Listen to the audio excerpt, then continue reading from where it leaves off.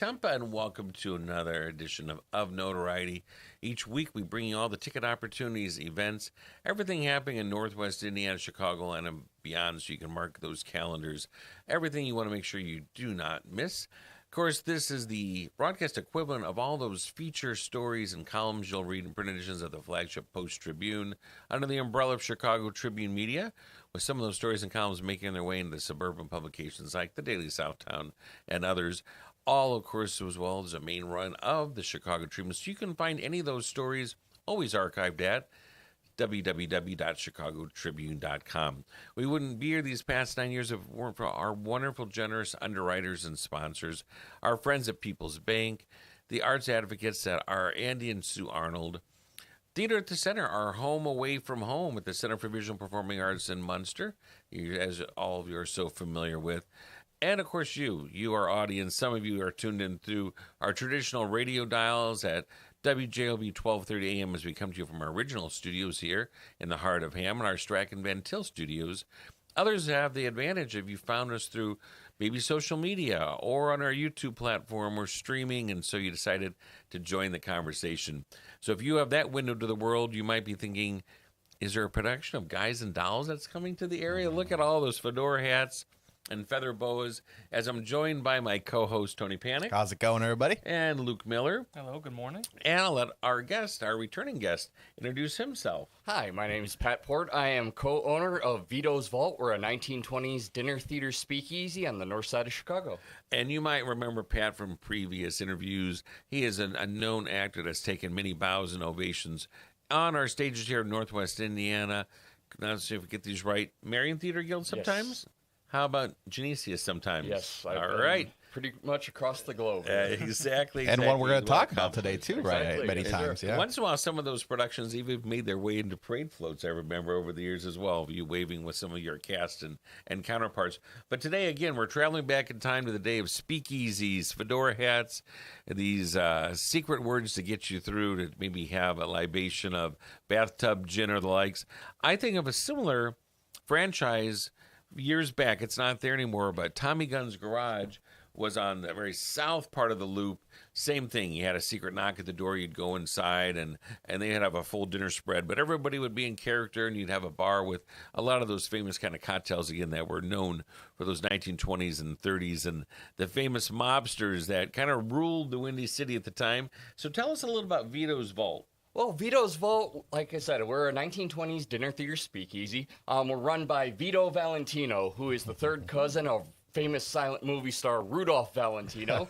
And the only reason that Vito kind of got his hands on a gang and some illegal hooch, as you will, is Al Capone was a huge fan of Rudy Valentino. And for those of us that know silent movie stars, unfortunately, Rudolph Valentino passed away at a very young age. So as the story goes, Vito kind of got in touch with Al Capone, and he figured, what's the best way that Al Capone could cure the Valentino's family, suffering from the passing of Rudy Valentino? And he said, you know what, we're going to give you all the bootleg hooch humanly possible. So Vito Valentino got his hands on a couple of Guys and Dolls, and we're currently running the speakeasy as it is. Now, I don't want to throw anybody. Yes, it is anchored, as we mentioned, north side of Chicago, but a special opportunity that has a nod to Northwest Indiana this coming week, correct? Yes, sir. Yeah, I am currently bringing all the Guys and Dolls from our dinner theater speakeasy to the Beatniks on Conkey Theater this Thursday, July 23rd. The doors will open at 6 p.m. We're doing a first hour is cocktails and mocktails, mainly on the mocktail side because, the city wants their little hand in the illegal gambit. And I think our producer might have the same poster. Maybe she'll float it and continue to tell us all about it. Yeah, and we'll be doing our entire Roaring 20s musical review. So ranging from tap dancing to, we've got some of the best dolls humanly possible coming right off of cruise ships and Broadway itself. And some of our gangsters that we have are coming from pretty much Broadway itself. So we have some extremely talented individuals that are just making their way to Hammond, Indiana, just for this one night only performance. Before we go to our co-host questions, and how do you get your tickets or be a part of it then? Yeah, your tickets would just, you can call the Beatniks on Conkey box office at 219-852-0848 or go to beatniksonconkey.com. There you'll get all the information. We'll be taking just cash at the door, which is $25, which is a heck of a deal considering you don't have to travel all the way to downtown Chicago and deal with the traffic or, the exuberant prices of, parking in its own right. So, and you get the comfort of having Broadway caliber theater right in your own backyard at a fraction of the price. So that's a musical cabaret, kind of a special hybrid version. So cocktails, drinks, those are cash bar? Yes, it'll be a cash bar. Cash bar, then you get your entire entertainment. Do not expect the food aspect for this one. Correct. This is kind of a hybrid version of it, but a great sampling and a great price for a Thursday night out. Luke, you want to go first? Oh, I was going to ask, how long has the show been running on the north side for? On the north side, we just are going to celebrate our 2.5 years. We opened 2.5 years ago. Originally, my business partner and myself, Mark Verkler, we were part of the Tommy Guns Garage Cast. So that show ran until COVID. Until COVID killed it, which is unfortunate because we were the longest running show in Chicago. We ran for 35 years straight, doing 8 to 10 shows a week. So we were every show was different. Yeah. Every day you'd come, much like your show, I'm sure. Exactly. It all just depended on, which groups we brought in or what general public came in just off the streets and wanted to see what we were all about. And it was also interesting because Tommy Guns Garage was on the original site of Colosimo's restaurant. Now, for those of us who know kind of gangster history, Big Jim Colosimo ran the entire national syndicate until he got off by one of Luciano's guys. So it was cool. Our Tommy Guns Garage was right on top of that property. So we had that history going for us. Well, Phil mentions, of course, your history here in theater in Northwest Indiana, Chicagoland. Your appearances here, of course, on Region Rush Hour, myself, back in the day. You were even in this studio before that with Preacher, Big George, T-Rex. So long history here. And, kind of transpired the idea from the Tommy Gun Garage, but it's dinner theater. Of course, we were just at the tribute to Bill Polinzi, who created dinner theater, but the dinner part is also special as well. What can people expect food-wise when they come to Vito's Vault? Well, food-wise, we have a very limited menu. We have a menu of 5 menu options, which range from our New York strip, which has been critically acclaimed, to our Parmesan crusted chicken. Nice. We also do an Alaskan broiled salmon, which is really good. That's been critically acclaimed as well, to our house-made rigatoni and meatballs, and we have a gluten-free option as well. So you come in, you have an entire first hour and a half is all of our cocktail service and dinner, which you're being catered on by the gangsters and the flappers, and then the second hour and a half we do the show. That's cool. Like I said, everything that we have put out as far as the kitchen, I'm one of the chefs there as well, with being co-owner of the business. Like, I know what goes into every dish and make every dish when we need. So are you on stage as well? So you cook the food, then you hop on stage. Oh, you'd be surprised. In certain nights, I'm a man of many hats. I run the floor, I cook the food, I do the bartending, I do the show on top of it, and then I'm sending people home happy at the end of the night. How about that? That's a lot. Yeah, this I'm sure the bar drinks too as well. Are they some fun signature drinks? Of course, named after some of the Notorious, I'm sure. Of course, we have a couple of our cocktails that are great. We have our Clairvaux Cosmo, which is really great. Again, everybody seems to be claiming for that one. We have a couple of new wacky ones that we have. We have our Blood Bulls Blue Cocktail, which is kind of like a blue Hawaiian. It's been hitting the spot, especially with this heat wave going on. We've got our Jumpin' Joycey, named after one of our characters that we have in the show.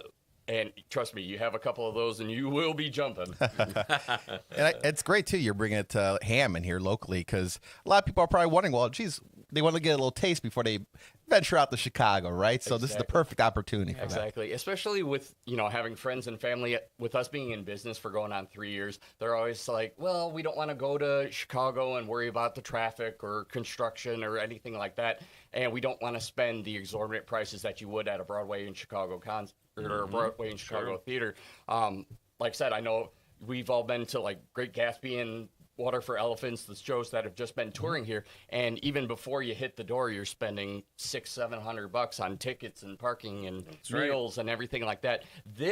We wanted to alleviate all that. We want to give you the best quality entertainment at, like I said, backyard prices. And what is the price tag then for the full dinner experience if you go up north? If you go up north, the full dinner experience is $80. And that's with, you get a 3-course meal cooked by myself or our co-chef, Eduardo. And then you get cocktails are a little bit extra, but they're definitely worth the price if you want to feel like you're in the 20s. And then you get the dinner theater show that we do. That's 90 minutes. And like I said, you get Broadway caliber entertainment right in your backyard for half the price. So And with every great drink, price. that show gets so much better, Yeah. and better, Yeah. and better. I bet. You'll think you're one of the gangsters. you know, exactly. And who knows, you might even get pulled up on stage in the process as well. What made you pick the venue that you have picked that's up north? I've not been there, so I didn't know if it's a storefront or it's a converted garage. What made you pick that space? Originally, we looked after we had our entertainment contract. We ended with Nitty Supper Club. That was at Harry Carey Steakhouse up on Kinsey. They ended because they changed the artistic direction of the show for them. So Mark and I, we searched for a good, place where that had great bones, was a place that we saw us transforming to a dinner theater and bring really the let's just call it the tradition of dinner theater up and around, because as we know, they're few and far between of them being out there. So we found this little place up on the north side on Lawrence called Gavin's Pub. It was a little dilapidated Irish bar that the owners kind of, let's just say the attention wasn't really put there as COVID hit. So we found it and we put a lot of TLC into it. Myself, Mark, and a couple of our other contractors that we had coming in there. We rebuilt the entire place. It looks 10 times better than what we inherited, and we're really happy with what we put into it and the product that we're putting out. Unless Mark is like an Anne Margaret or Adele, let's give him a last name. His name's Mark Verkler. And is that a Northwest Indiana guy or a Chicago? No, he's actually originally from Furbury, Illinois. Great name. Furbury, it's farm country down there. But yeah, he went out to LA and did a couple of acting stints out there, did a couple extra work with Paramount and Universal, and then came back to the area to raise a family, and he's been doing really great ever since. And he was a Tommy Gun person as well? Yes, sir. And did a few of those other cast members follow you up north, or no, it's all new faces up there? Well, we have a few Tommy Gun members that followed us. We have Muscles, who's David Simmons. And trust me, once you see the guy, he's on our flyer there. He followed us from Tommy Guns, but the rest of them, outside of Mark, myself, and Muscles, are all brand new to the Vito's Vault and the dinner theater spectrum. We have a lot of great talented cast. Like I said, we have our girl Joycey, who does Carnival Cruise Lines. We have a girl, Pepper, who just is in the middle of her run doing a show at Six Flags Great America. She plays the sheriff up there in their Wild West show. We've got our girl, Nora Ragg, who plays Kitty, who is currently being the lead Dorothy in The Wizard of Oz. So we have a great cast up there. And as far as talent, man, we've got talent from all over the place. They'll really wow you with what we put on. Well, everyone listening, Pat, can tell how much love and passion you have for this topic. Where did you find it originally? When you were younger? Or? Honestly, I found theater just because I blew up my knees in football. So I figured I got to find something else to do for high school. So a couple of my teachers were like, you should try theater. Originally, I'm just like, okay, theater, that's not really my thing. But then when I figured out, theater is where the girls are, I made a mad dash for it. So, and I've been happy with my decision ever since. No girls in football. No, unfortunately not. We should also put a stamp and a date on our broadcast, because it could be a rebroadcast that folks are hearing. So our interview with Pat is happening on this Tuesday. That is the 21st of July. And another aspect that I wanted to bring up was, let me think here. Well, one of the things that I thought before we revisit, we want to go back to the opportunity that is this week. So when you're hearing this, we want to make sure we timestamp it for this Thursday afternoon. But before that, let's see if our panel, and that includes our producer, can answer the first question, a fun trivia question. Do not call in because of the fact that if this is a rebroadcast, you may not get anyone to answer the phone lines. But for our panel here or our producer, what is the local connection that silent film star Rudolph Valentino has to Northwest Indiana? Does anybody know? If you know, I might have to phone a friend. No, producer, no either. Remember, Rudolph Valentino married his second of 3 wives at the Crown Point Courthouse. Oh, wow. Because at the time it was called the Marriage Mill, right. And when trains were going through, this was before airplanes, they had to stop over in Chicago, spend some time to refuel, water. People had a 3 or 4 hour layaway. You can hustle it down to Crown Point and get married right away without a blood test. So a number of movie stars and notables did just that. Second question here for our panel or producer. of all of the men that Al Capone killed or had killed, all of the robberies, murders, and treacherous deeds, when he was finally captured and he was taken into the law custody, it was on what charges? First, does the panel know? Tax evasion. That's it, taxes. So you have got to Always pay get him on that. attention. Yeah. That's right, Adriana. You've got to pay taxes. Uncle Sam always has to get. Don't a listen share to of that. don't listen to Chuck Pullen. You know?